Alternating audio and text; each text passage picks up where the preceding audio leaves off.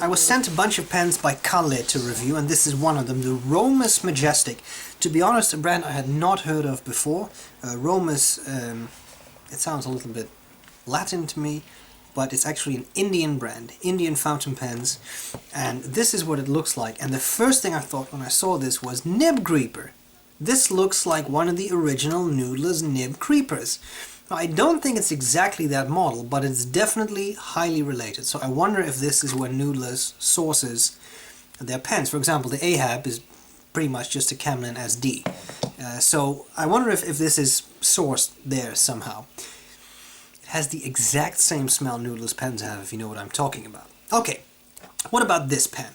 Interesting pen. I'm going to cover the parts of the pen, tell you what I like about it, what I don't like about it, and then I'll do a writing sample. Let's start at the top of the cap, finial. This is not a lot to see. It's a nice clear, well, I guess vegetal resin, because it has the same, oh yeah, Noodler's bouquet. Oh yeah, I love sniffing Noodler's pens, I'm their biggest fan. Sorry. It has a clip. The clip is pretty stiff, but definitely springy enough to be used. It has a little protrusion there and a little bit cut out there, which is kind of nice. It makes for interesting balance visually. You have the cap, see-through. There is no hole there, so you could draw a vacuum. It has a little gold-colored center band. Then you have the barrel and the piston-turning knob, because yes, this is in fact a piston filler, which is pretty cool. Again, that's why I thought of the nib creeper. On the barrel you have Romus Majestic. Romus can be read. Majestic is a little harder to read. It's not the crispest of the most crisp imprint, but it does work. You have the section, small but okay. Threads, an ebonite feed, as many Indian pens do, which is nice because that gives you some opportunity to hack it yourself. And a decent, I would say, number 5 size nib, which has something on it that looks a lot like a snail, but I'm assuming it's the Romus R. Breather hole, two-tone nib, the works.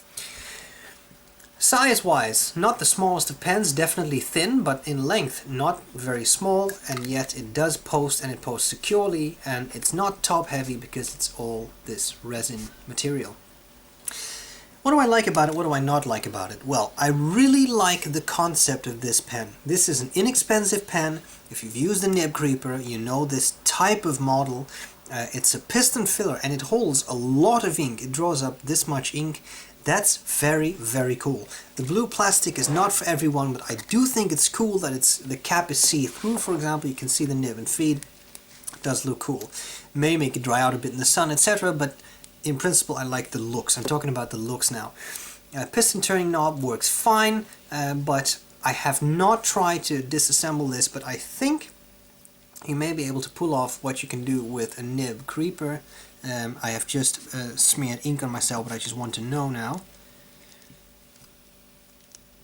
Yes, you can definitely make that pop out, and then you can remove the whole piston, which is easy for maintenance, cleaning, etc. Of course, now my fingers look like this, but hey, the things I do for you guys.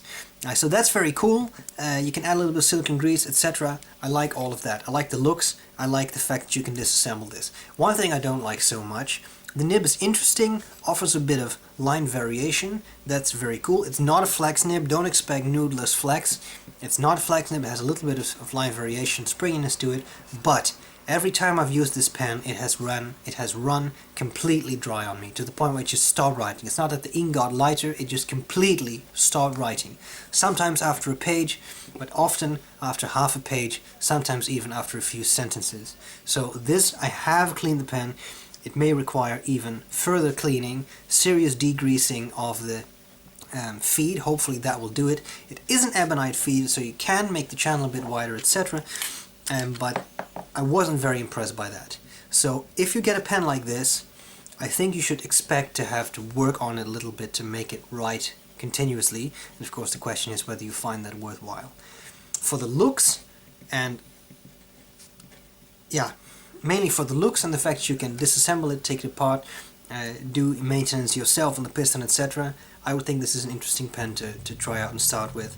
But like with nodeless pens, expect a somewhat fidgety pen that you may have to tinker with to make it work properly.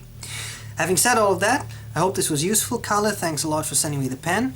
Couple of measurements. It is 12 grams. It has a cap length of 137.7 millimeters, 124.6 millimeters uncapped. Posted, it's 151.2 millimeters.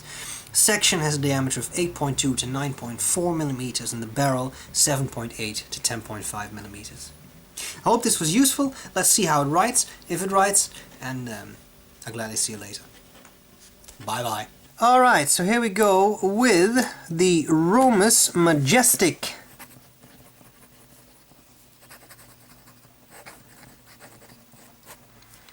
The nib is fine and the ink is Pelican Royal Blue. And the quick Brown Fox jumps over the lazy dog. This is very smooth Clairefontaine paper, and here the nib is okay, but if you have paper that is a little bit rougher, you really start to feel a large amount of feedback with this pen, I found. Okay, fast writing.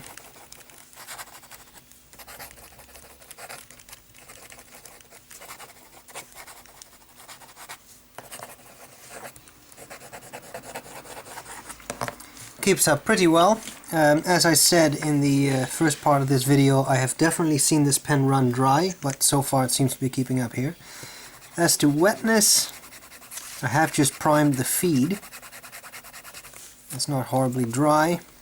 Line variation, although this is an Indian pen, bear in mind this is not advertised as a flex pen or anything, and as you can see, once you start to push it, the feed gives out and the pen just runs dry.